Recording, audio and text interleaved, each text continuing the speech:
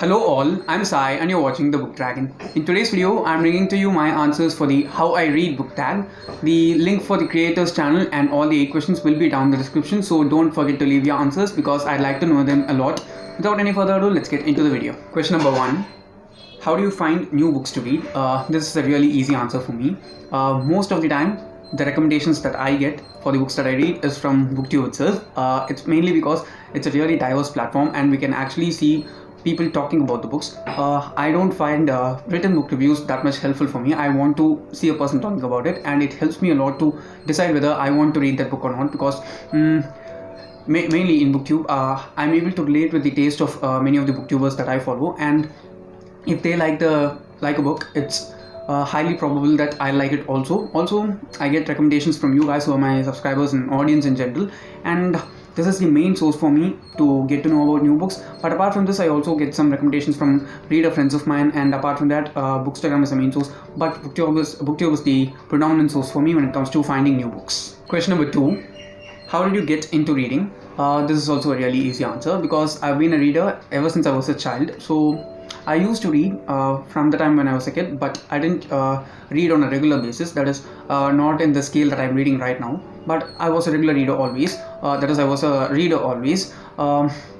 It's not like I'll be picking up book after book, but when I take up a book, I'll just enjoy that experience and I just love reading. But the major shift in my reading life came to me in college, because my school and college were like totally different environments, and I was not able to fit in that much in college.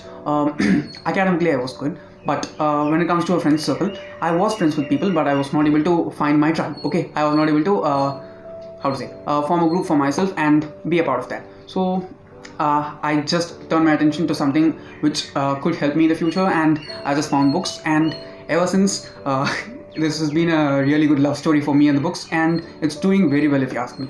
Question number 3. How has your taste in books changed over the years? This one is a kind of a different answer for me, because my taste in reading has not changed much, because I do love the genres which I used to love when I was a child, and fantasy is my favorite genre, as you all know it if you know me. And one thing which just developed in my taste as a reader when I finished college and got into work was that I started liking non-fiction books, because until finishing college I had this really bad misconception that non-fiction books are boring, because I also have a reason for that, valid reason for that. That's because in college I said that I was an academically good student, right? So I'd always be reading, okay, I'd always be studying. So reading non-fiction along with my study material, it was like boring for me, because that everything was theoretical. If I cannot handle something theoretical and just practical in every way, on the other hand, from in my leisure time also, so I didn't like non-fiction then. But in these past 2 years, I've just developed a huge love towards non-fiction, and mainly this past few months, that is like the past 5 to 6 months in quarantine, they have been really good, and my taste has changed in a really good way, because I have been reading more non-fiction comparatively than I thought I would ever, and it's just going well in that way. Question number 4. How often do you buy books? Seeing my bookshelf, many people think that I buy books all the time, that is every day or every week, but it's not like that, okay? I'm a person who doesn't buy books on like a very regular basis. I used to buy books like once a month before, but nowadays it's like once in 2 or 3 months. But when I buy those books, I just save up the money and I buy books in bulk, okay? If I'm going to buy books, it's going to be at least 5 plus books at the same time. But there are certain times during which some books which I want in hardcover or like some particular edition, I just have them in my cart always. But if the price comes down, I just don't think at all. I just go forward and buy it. Even if it's just a single book, if the price drops, I don't bother at all. And I've got like really insane deals out of those. You can see here, right? 500. It actually costs 1000 rupees INR, but I got it for like 199, which was like great. But how often do I buy books? It's actually bi-monthly, that is once in 2 months or once in 3 months right now. I'm sure that it will change in the future, but I have no idea how it will go from now on. Question number 5. How did you get into booktubing? This is a really interesting question for me. Actually, I wanted to do booktubing from the time when I was in college, but just as I said before, I was a really studious person, so it was always studies, okay? 100% focus was on the studies itself, and I was not dared enough to take any other thing apart from my studies while I was in college. But after I finished college and when I got into work, I work from 9 to 6, okay? It's a general shift, and The morning while I travel, I have like 1.5 hours, and in the evening, after finishing work and coming back home, I have like 2 to 3 hours put together. That is resting time at home and commuting time as well. So easily 3 to 4 hours of reading per day is available for me, and I thought that I can do something productive out of this. And this decision of booktubing came into my mind, and I was also thinking a lot, because if I started, I have to do it in a consistent way. I just don't want to do it for the sake of doing it, and I want to do it with some justice as well. There were like multiple thoughts that were going on, but it just happened one day. I think I started this channel on the 28th of December 2019 or something. It's not even been 1 year, and it has been so good. Okay, I've been receiving only positive things from the channel in these past 10 months, and I'm very grateful for that, and it's going pretty well now. Question number 6: how do you react while you don't like the ending of a book? Usually, I do a lot of research before getting into any books, and most of the times I don't get disappointed at the end. That's why most of my books that I rate in Goodreads are like 4 and 5 stars, because I curate my books very well and then I read.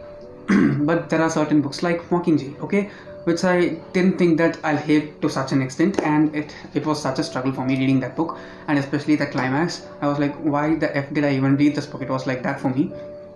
If there's a bad ending, okay, sad endings are okay, but if it's a bad ending, no, I cannot tolerate it. I get very frustrated, I get very sad, angry, everything.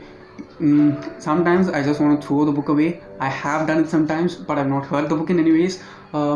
Yeah, this is my whirlpool of emotions when I face a bad ending when it comes to a book. Question number 7: how often do you sneak up to the last page of a book to see if it has a happy ending?